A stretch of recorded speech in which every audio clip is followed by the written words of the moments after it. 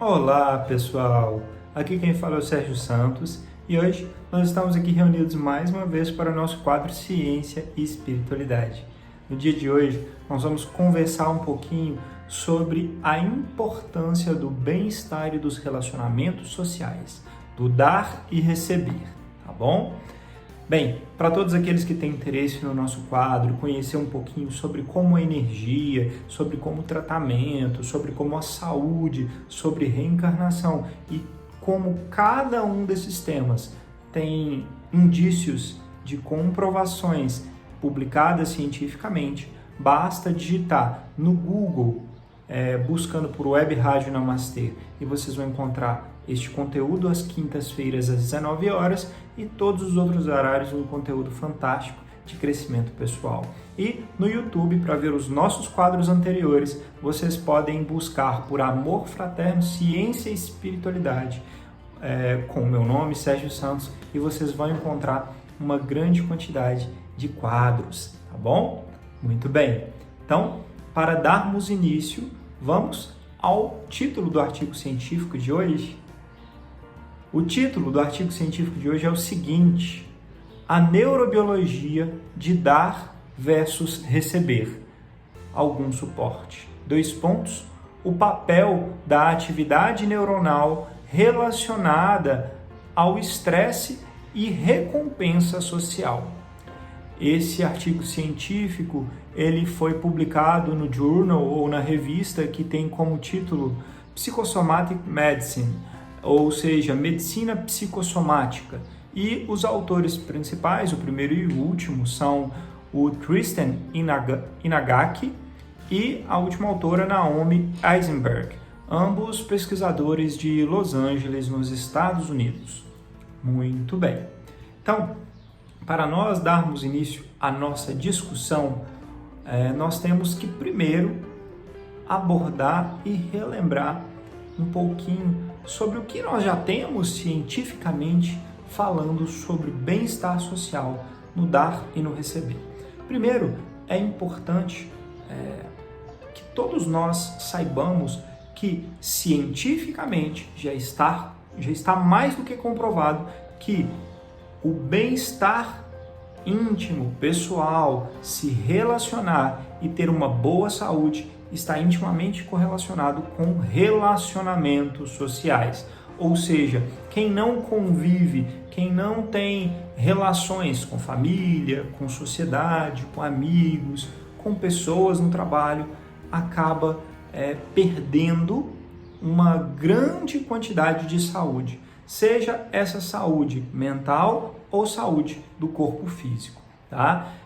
Todas essas pessoas que costumam ter mais laços sociais melhoram esse bem-estar, essa sensação e percepção de bem, apesar das dificuldades do relacionamento social. Nós não estamos de forma alguma entrando nesse mérito ou negando que existem essas dificuldades, mas quem convive comparado a quem não convive socialmente acaba tendo uma vantagem de saúde, tá? E isso acaba aumentando a expectativa de vida daquelas pessoas que têm convívio social e reduzindo a carga de doenças. Ou seja, a gente reduz a morbimortalidade, tá? Que é um termo que a gente utiliza para falar sobre esse bem-estar, saúde e redução das mortes de quem tem convívio social, tá? Muitos estudos já foram feitos e a maioria deles focou nessa questão do dar e receber, principalmente no bem-estar e nos benefícios de quem recebe algo, né? Seja atenção, seja bens materiais. E há alguns anos, estudos começaram a focar e tentar comparar os benefícios daqueles que doam, ou seja, quem está sendo generoso, quem está praticando atitudes altruístas. Essas pessoas têm iguais, melhores ou não há diferença nos benefícios para a saúde dessas pessoas que fazem a doação, tá? Ou seja, a caridade e terapia, né, que nós gostamos de falar tanto, que é tão importante para as nossas vidas. Bem, e é isso um pouco do tema que esse artigo de hoje vai abordar, tá? Uma comparação entre o doar e o receber. Alguns estudos científicos também já mostraram que as relações sociais são tão importantes que quando nós passamos por dificuldades, nós passamos por problemas, mas nós enfrentamos isso com amigos do lado ou pensando, tendo apoio de pessoas que consideramos amigas, nós reduzimos todos os sintomas de estresse físico, de ansiedade, taquicardia, batimento do coração acelerado e diversos outros sintomas de mal-estar quando temos um amigo próximo, para nos auxiliar a passar por esses problemas, tá bom? Então, dentro deste contexto que nós estamos apresentando, nós temos que considerar também que existe um bem-estar que transcende simplesmente o físico e de saúde. Claro que nós vamos focar nesse artigo científico, neste de estresse, de saúde e do sistema da sinalização neuronal, tá? Mas existe um bem-estar espiritual também, tá bom? Então, nós sabemos hoje que já existem diversos pesquisadores que focam naquele QI, né, coeficiente de inteligência, não só mais no coeficiente de inteligência de raciocínio, de inteligência de estudos, digamos assim, mas no QI, no QE, que é o coeficiente emocional, que é a capacidade de lidar e controlar as emoções, e para além disso, nós já temos o coeficiente espiritual, o quanto a pessoa se espiritualiza e ela consegue deixar que isso mude e transforme a sua vida, que hoje já tem estudos mostrando que isso faz toda a diferença na vida, tá bom? Então, dentro deste contexto, é inegável que relações sociais, elas tragam benefícios para os nossos coeficientes emocionais, para os coeficientes de evolução espiritual. E aí a gente acaba se melhorando. Quando a gente fala agora do nosso cérebro físico, tá? Do nosso corpo, existem diversos caminhos que são aqueles que a gente chama de sinapse, cientificamente, que é a transmissão de informações entre os neurônios, que são as células nervosas, né, do nosso cérebro, que comunicam com todo o nosso corpo. Esses neurônios, eles têm diversas rotas, imaginem diversas estradas, e cada uma dessas estradas dá numa determinada região do cérebro, uma região mais para frente, uma mais para o meio, uma mais para o fundo, uma mais lateral e assim por diante. Cada uma dessas regiões do cérebro acaba se tornando responsável por uma maior ativação de determinadas sensações. Por exemplo, uma região é mais responsiva e ativada quando a gente está em estresse, outra quando a gente está em estado meditativo, outra quando nós estamos sentindo amor, outra quando nós estamos sentindo emoções boas, né? E assim por diante. Então, essas regiões do cérebro, quando estão mais ativadas, a gente consegue ver através de imagens. A gente faz um escaneamento do cérebro e aí, de acordo com o que a pessoa está sentindo e pensando e vivenciando naquele momento, determinadas regiões do cérebro piscam, brilham muito mais, tá? De acordo com essas análises de imagem que a gente faz. Então, dentro de tudo isso que nós falamos, o objetivo do artigo científico de hoje foi avaliar a relação entre o dar e o receber suportes na vida, tá? Então, quem doa suporte e quem recebe suporte, e o que isso modifica nos caminhos de rede neuronais, no funcionamento de ativação do cérebro, e aí avaliando o quanto isso ativa as áreas de estresse e de gratificação, tá bom? Para isso, os pesquisadores utilizaram uma determinada metodologia.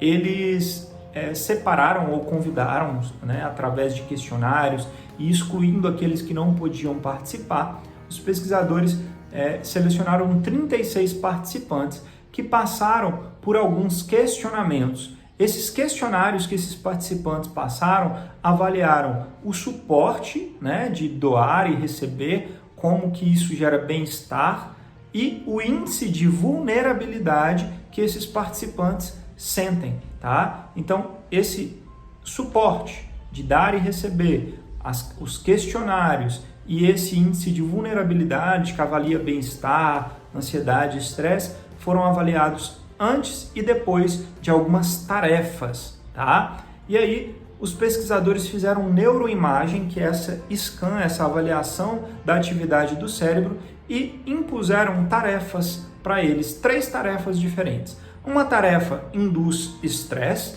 uma outra tarefa induz uma afetividade, que é uma associação com o próximo, com o outro, e uma outra tarefa indica uma doação pró-social, tá? Então, nessa de afetividade, de associação afiliativa com os outros, você tem uma maior sensação de receber suporte, e nessa de pró-social, que é essa tarefa pró-social, você tem uma associação maior com o doar, com o ofertar auxílio aos que te cercam. Então, essas 3 tarefas de estresse, afiliativa e pró-social foram aplicadas nesses 36 pacientes. E todos eles, após a realização dessas tarefas, passaram novamente, após cada uma, por uma avaliação de imagem do cérebro, ou seja, neuroimagem, um escaneamento da função cerebral, para ver as regiões que estavam mais ativadas, menos ativadas, e os benefícios que cada uma dessas tarefas trouxeram para esses pacientes. Então, dentro deste contexto, vamos dar uma olhadinha nos principais resultados desse estudo? E os principais resultados desse estudo mostraram o seguinte, que tanto dar quanto receber geram uma melhora das vias do cérebro que estão relacionadas com a vulnerabilidade, ou seja, você se sente menos vulnerável ao estresse, às imposições e às dificuldades, tanto quando você doa quanto você recebe auxílio, tá, dos que te cercam. E tanto dar quanto receber diminui essa percepção e o impacto dos acontecimentos negativos na sua vida. Ou seja, dar e receber faz bem para reduzir a nossa negatividade e melhorar o bem-estar psicológico.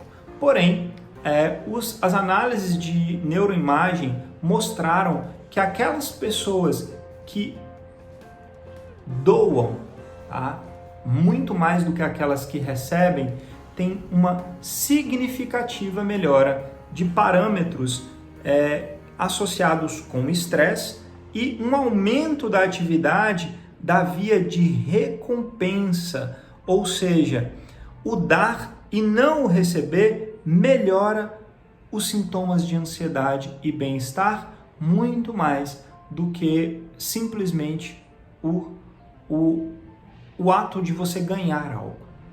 Esse estudo, ele tem uma conotação muito interessante, né? Porque esses resultados foram alguns dos primeiros mostrando que, é claro, né, nós podemos perceber na nossa própria vida, quando nós recebemos algo com amor de alguém que nós gostamos, ou até de forma surpreendente de alguém na rua, um sorriso inesperado, um gesto de carinho e de afeto inesperado, né, nós acabamos nos sentindo acolhidos, nos sentindo bem, né? Esse bem-estar que nós sentimos é o bem-estar de receber algo. E aquele bem-estar de quando a gente consegue doar algo, fazer algo de bom por outrem, seja material, seja fisicamente, ou seja de uma boa ação também. Quando você faz algo de bom, os benefícios para a sua mente, para o seu cérebro, para o seu bem-estar são muito maiores ainda do que quando você recebe algo. A caridade terapia ganhando suporte científico para as suas ações. Ou seja, quando nós temos a capacidade de ofertarmos a nossa vida, o nosso tempo, o nosso ouvido, seja o que for, para o próximo, para o outro, nós ganhamos uma recompensa muito maior, que é a nossa saúde, o nosso bem-estar aumentado. Então, agora vamos conversar um pouquinho sobre esses resultados no âmbito mais espiritualista, né? Sabendo que nós somos seres eternos, filhos de Deus, e que estamos aqui para aprender e evoluir, Jesus já nos ensinou, fora da caridade não há salvação, né? No espiritismo kardecista nós já aprendemos isso também, junto com diversas outras religiões, como o budismo, o catolicismo e todas as demais religiões cristãs, com certeza tem essa abordagem fundamental da importância do doar, da caridade, né? Então, realizar atos de caridade, eles fazem a alma crescer. Existem relatos de irmãos já desencarnados e aqueles espíritos superiores que vêm nos ensinar, mostrando que a única coisa que nós levamos dessa terra, a única coisa que fica quando nós estamos na nossa vida real, no outro plano, é aquilo de bom que nós fizemos. Tudo que nós adquirimos nessa terra de material, nós já sabemos que não vai com a gente. Tudo que nós conquistamos para nós mesmos tem um valor aqui, mas por aqui fica, né? Se nós construímos somente para nós. Agora, tudo aquilo que nós fazemos de bom para o outro, tudo aquilo que nós fazemos de auxílio prestado, de serviço e que faz o outro se sentir bem, esse amor, essa gratidão que podemos despertar no próximo, este é o tesouro que nós vamos receber recompensa no outro plano. Tudo que é capaz de servir e auxiliar aos que nos cercam. E por quê? Porque nós somos irmãos, somos um só em Deus. Nós somos uma grande família universal, humanidade, né? Em diferentes planos, em diferentes estágios evolutivos. Desde uma pequena ajuda a um inseto que você faz um bem de forma não intencional, sem pensar em recompensa, até uma grande ajuda, tudo isso conta.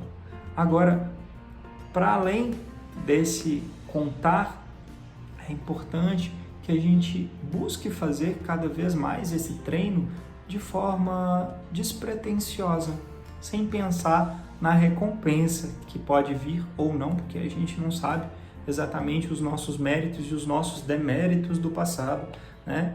Mas o importante é fazermos a nossa parte no aqui e no agora, nesse instante. A gente não sabe o que vem depois, a gente não sabe o que pode acontecer no dia da manhã, mas pelo menos se nós estivermos fazendo o melhor que podemos agora, auxiliando aos que nos cercam, ao mundo, à natureza, aos irmãos, aos animais, nós podemos ter a certeza de que nós temos grande chance e oportunidade de estarmos em paz na hora que formos chamados para passar para o próximo plano. E é isso que tem maior valor para nós, né?